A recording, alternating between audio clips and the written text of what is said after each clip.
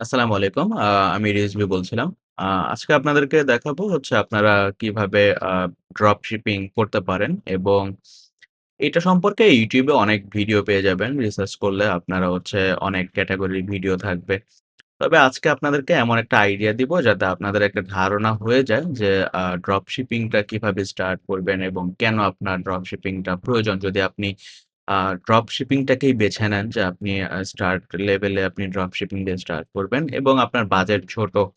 আপনার কাছে তেমন একটা স্টক করার মতো ওয়্যার হাউস নাই বা হচ্ছে একটা আ ঘর নাই যে আমি সেখানে প্রোডাক্ট গুলো স্টক করব। দেন হচ্ছে আমি প্রোডাক্ট গুলো সাপ্লাই দিব।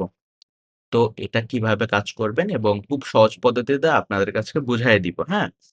ফার্স্ট অফ অল আমি যদি এখানে আপনাদেরকে দেখাই যে এইখানে দেখুন একটা সেলার, হ্যাঁ? একটা সেলার হচ্ছে আপনি ধরুন এখানে আপনার আ বাজেট হচ্ছে ৳২০,০০০ হ্যাঁ? এখন ৳২০,০০০ দিয়ে আপনি একটা প্রোডাক্ট উইনিং প্রোডাক্ট সিলেক্ট করবেন। এমন একটা প্রোডাক্ট যেটা হচ্ছে আপনি দেখতেছেন যে ১২ মাস চলতেছে বা হচ্ছে আ এইটা কন্টিনিউয়াসলি চলতেছে বা চলতে থাকবে। আমার পরবর্তী ৬ মাসে এটার থেকে আমার একটা ভালো একটা প্রফিট আ গেইন হবে। তো এরকম করে আপনারা একটা আ বেস্ট একটা ইউনিক প্রোডাক্ট সিলেক্ট করবেন। হ্যাঁ? করার পরে হচ্ছে আপনি কি করবেন? আ ওই যে ড্রপ শিপিং এর জন্য যেই লোকটাকে আপনি খুঁজেছেন বা বেছে নিয়েছেন, যেই পেজটাকে আপনি দেখেছেন, তাকে আপনি নক করবেন। নক করার পরে বলবেন যে, "আমার এইরকম প্রোডাক্ট দরকার এবং এই প্রোডাক্টের আমি এত পিস আমার জন্য বুকিং করতে চাই।" বা হচ্ছে তাদেরকে আপনি বলতে পারেন যে, "আমার এই প্রোডাক্টটা আমি সেল করব।" তো সেক্ষেত্রে হইতে পারে কি যে হচ্ছে আপনার এখানে বাজেটও রাখা লাগবে না। হ্যাঁ? এট লিস্ট যে আপনি তাদের যে প্রোডাক্ট গুলো আছে তাদের সাথে কথা বলবেন। এরকম লাভ লসের কথা বলবেন যে হচ্ছে আমি আ এইরকমভাবে লাভ করব যে হচ্ছে ধরুন আপনার একটা আ এয়ারবাডস এর একটা প্রোডাক্ট সেখানে হচ্ছে আপনার যে আ ড্রপ শিপিং এর যে মেইন লোক সে হচ্ছে চাচ্ছে যে আমি এটা ৳৮০০ দিয়ে আমার যে সেল সেটা আমি করব। বাট আপনি কি করতে পারেন সেখানে ৳৮০০ থেকে আপনি হচ্ছে আ ৳৮২০ সরি আটশ আ ৮০০ থেকে আরো ৳২০০ বাড়ায় দিবেন। ৳১,০০০ করে দিবেন। এখন হচ্ছে সেইখানে কি করতে পারেন যে ৳২০০ আপনার প্রফিট থাকবে যে আপনি ৳১,০০০ দিয়ে সেই প্রোডাক্টটা সেল করলেন। সেল করার পরে হচ্ছে আপনি সেখানে কি করলেন ৳২০০ আপনার একটা প্রফিট থাকলো। তো এটা কিভাবে করবেন যে আপনার যে ড্রপ শিপিং এর জন্য যে আপনি একটা পেজ খুললেন, ক্রিয়েট করলেন এইখানে দেখতে পাচ্ছেন। এটা ধরুন আপনার একটা দোকান, একটা ওয়েবসাইট বা আপনার একটা পেজ মানে হচ্ছে একটা দোকান। এই দোকানে কি করলেন?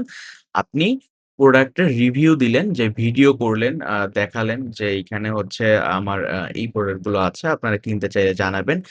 এইখান থেকে যখন আপনি এই কাস্টমার যখন আপনার প্লেস অর্ডার করবে যে আমার একটা এয়ারওয়াশ দরকার। তখন আপনি কি করবেন?